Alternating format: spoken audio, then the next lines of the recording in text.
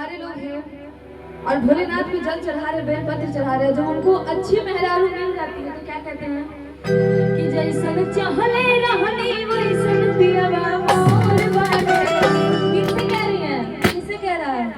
भोलेनाथ जी से। नंदी जी के कान में आवाज डालने की जाके कह दीजिए महादेव जी के पास संदेशा भेज दीजिए कि जैसा हम चाहते थे वैसे मेरी मेहरारू मिल गई। चाहे आजकल के लड़के को गर्लफ्रेंड, हाँ आजकल के लड़के को गर्लफ्रेंड मिल गई है जिनसे वो बेहद प्यार करते हैं, उनके लिए कैसे कि जैसन चाहले रहनी वैसन धनिया मोर बाटे।